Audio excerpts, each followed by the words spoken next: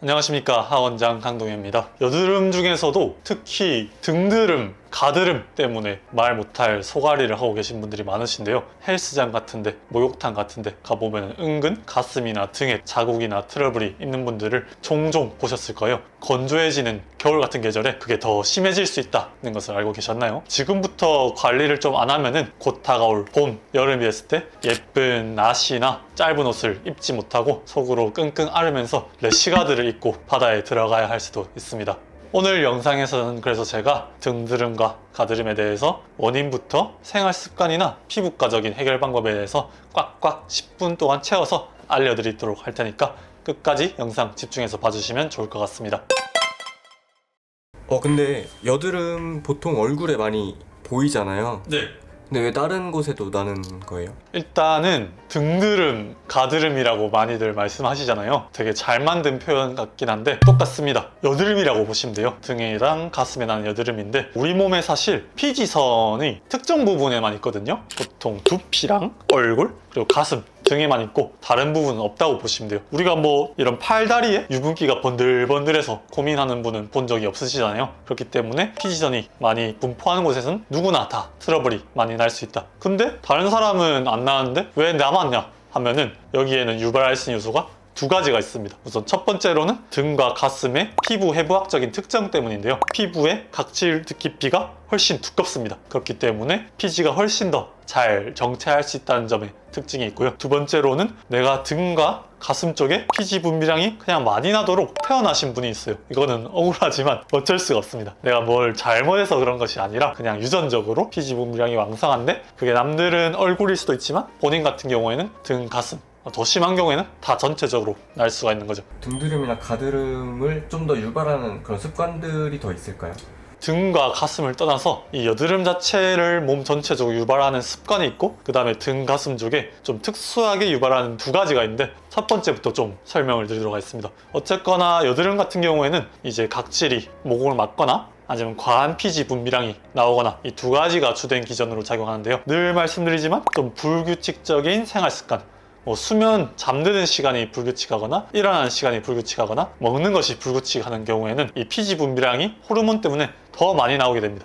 특히 수면이 중요한 것 같아요. 제가 피부과에서 진료를 볼 때도 뭔가 안 나던 분들이 트러블이 났다 하면 저는 그냥 무조건 루틴하게 물어보거든요. 그래서 잠은 잘 주무시나요? 하면 대부분의 경우에는 원장님 어떻게 하셨어요? 하면서 다양한 이유로 잠을 못 잔다 하는 경우가 되게 많은 걸 보면은 이 수면이라는 게 얼굴 트러블에도 가슴 트러블에도 많은 영향을 미친 걸 알 수 있습니다. 그렇기 때문에 잠을 잘 자야 된다는 점을 말씀드릴 수 있고요. 두 번째로 등, 가슴 쪽에만 유독 더 트러블을 유발할 수 있는 원인 같은 경우에는 등이나 가슴 쪽에 좀 꽉 끼는 옷을 입고 있을 경우에는 환기가 안 되고 피지가 정체되고 여드름균이 더 증식하기 좋은 환경이 되기 때문에 살짝 헐렁헐렁한 옷, 끼지 않는 옷을 입는 게 좋을 것 같고 그 외에도 좀 땀을 많이 흘리는 경우에는 즉시 빠르게 씻어주는 게 도움이 됩니다. 등 같은 경우는 진짜 엄청 간지럽잖아요. 네. 그래서 막 긁거나 짜내거나 이러면은 네. 당연히 뭐 안 되겠지만 네, 답을 알고 계시네요.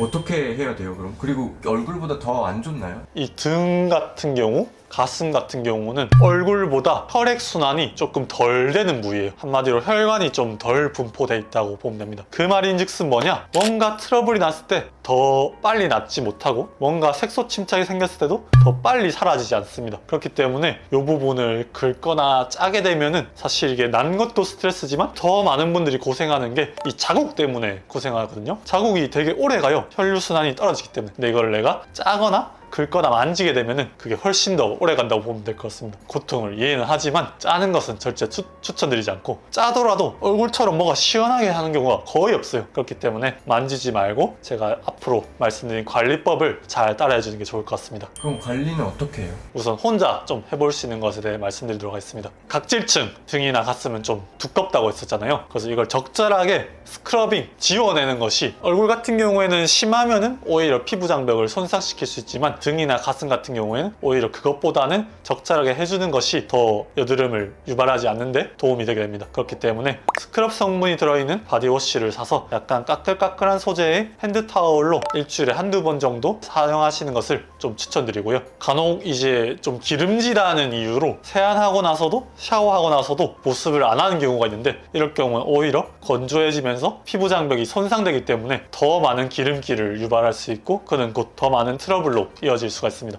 그렇기 때문에 본인이 조금 등드름 가드름이 나더라도 보습을 안 하는 것보다는 꼭 해주시는 것을 추천드립니다. 그래서 바디로션은 그러면 뭐 쓰면 되나요 원장님 하고 여쭤보실 수가 있는데, 사실 특별히 트러블이 난다고 해서 뭔가를 더 찾아서 써야 될 필요는 전혀 없다고 생각하고, 평소에 원래 사용하던 바디로션이 본인한테 어떤 트러블을 유발하지 않았다, 자극되지 않았다면 그것을 계속 써주시면 좋을 것 같습니다. 중요한 것은 이제 내가 기름기가 낀다고 해서 보습을 안 해주는 것이 아니라 꾸준히 해줘야 되는 것이 오히려 좋다는 점을 말씀드릴 수 있을 것 같습니다. 그러면은 일단 집에서 이렇게 했는데도 뭔가 자국이 남아가지고 병원 갈 수도 있잖아요. 네. 병원에서는 어떤 치료를 받나요? 그리고 치료받으면 바로 좋아지나요? 이렇게 혼자서 노력을 해봤지만 그럼에도 불구하고 심하고 좀 빨리 좋아지고 싶은 경우에 병원의 도움을 받아보면 좋을 것 같습니다. 병원에 오시면은 크게 3가지로 치료가 이루어진다 보시면 되는데요. 첫 번째는 먹는 약, 두 번째는 바르는 연고, 세 번째는 여드름 레이저와 스케일링 관리라고 보면 될 것 같습니다. 일단 하나씩 좀 설명을 드리게 되면은, 먹는 약 같은 경우가 항생제가 있고 피지 억제제가 있습니다. 그래서 내가 등이나 가슴을 봤었을 때 몇 군데 많지는 않은데 그 부분이 조금 화농성으로 크게 올라온 경우가 있어요. 이럴 경우에는 항생제를 복용하시는 걸 추천드리고, 뭔가 다닥다닥 좁쌀 여드름 같은 것이 여러 군데 올라와 있다, 이럴 경우에는 피지 억제제를 드시는 것을 추천드립니다. 어쨌거나 아까 말씀드렸던 것처럼 등드름 가드름도 여드름의 일종이고, 여드름 같은 경우에는 피지 분비량이 증가한 것 플러스 그것이 배출되는 통로가 막히는 것인데, 이게 유독 심한 경우에는 이 두 가지가 활성화된 것이기 때문에 둘 중에 한 가지를 억제해주는 것인데, 그 중에서 피지 억제제를 먹는 것이 피지 분비량을 줄여주는데 사실 가장 탁월한 빠른 효과를 보기 때문에, 등드름 가드름으로 좀 심하게 고생하시는 분이면은 10중 8구는 피지 억제제를 먹었을 때 좋은 효과를 볼 수 있습니다. 바르는 약 같은 경우에는 이제 원래 얼굴에 여드름 치료제로 쓰는 것을 똑같이 써도 되는데요, 사실 등이나 가슴은 범위가 워낙 넓다 보니까 좀 넓은 면적에 다닥다닥 난 경우에는 현실적으로 발라서 치료하는 것은 좀 어렵긴 하고요. 아까 말씀드렸던 것처럼 좀 많은 부위는 아니지만 좁은 것에 호발해서 나는 경우에는 그 부분에 바른 연고를 사용해 볼 수도 있겠습니다. 이렇게 해서 이제 피지 억제를 좀 시킬 수가 있고, 이런 과정을 거쳤는데도 불구하고 계속 난다 하는 경우에는 여드름 관련 균을 억제해 주거나 피지를 억제해 주는 레이저를 쏠 수가 있습니다. 대표적인 시술로는 골드 PTT라는 시술을 추천드리는데요, 피지선 쪽에 금 입자를 도포를 해서 초음파로 침투를 시켜준 다음에 레이저를 쏘게 되면 그 금 입자로 피지선을 달궈서 억제를 해주는 시술입니다. 이 피지를 잡아줄 수 있는 스케일링 관리 또한 피부과에서 진행이 가능합니다. 약간 약산성의 필링 제제를 여드름이 나는 부위에 도포를 해서 그쪽에 조금 밀어줘서 살짝 벗겨주는 거라 보면 될 것 같습니다. 어떻게 보면은 집에서 하는 바디 스크럽의 좀 상위 호환 같은 느낌? 그렇게 했을 때는 흉터라던가 아니면 여드름이 확 사라지나요? 활동하고 있는 여드름을 확실히 좀 억제하면서 새롭게 올라오는 것들을 예방을 한다고 보면 되시고요. 이미 만들어진 색소 침착이나 자국 같은 것은 이걸로는 조금 한계가 있긴 합니다. 그럼 그런 한계를 뚫을 수 있는 건가요? 이런 자국 때문에 고민하는 분들도 많으신데요, 다행인 점은 시간이 지나면은 이런 자국 같은 경우는 다 없어지긴 합니다. 우리가 뭐 어렸을 때 여기 뭐 여드름이 났다고 해서 성인이 돼서도 그 부분이 계속 색소 침착이 있는 건 아닌 것처럼 결국은 없어지긴 하지만, 아까 말씀드렸던 것처럼 이 등가슴은 혈류 순환량이 좀 부족한 곳이기 때문에 이 색소 침착이 없어지는데 얼굴보다는 조금 오래 걸려요. 계속 나면서 하는 경우는 계속 있다고 느낄 수는 있는데, 이제 더 이상 안 나게 됐을 경우에는 색소 침착이 천천히 없어지긴 하지만 그걸 조금 빨리 앞당기고 싶다 하는 경우에는 레이저 토닝 시술이 조금 도움이 될 것 같습니다. 사실 보이지 않는 부분이라 하더라도 당사자들은 그 스트레스가 굉장히 크거든요. 저희가 오늘 알려드렸던 이 방법을 통해서 기본적인 관리를 통해서 좀 좋아질 수도 있고, 조금 빠르게 없애고 싶으면 전문가적인 도움을 받아서 해결이 가능한 부분이기 때문에 스트레스 받는 분들은 오늘 영상이 좀 도움이 되셨으면 좋겠고 잘 따라해 보시는 것을 추천드리도록 하겠습니다. 이상 하원장이었습니다. 감사합니다.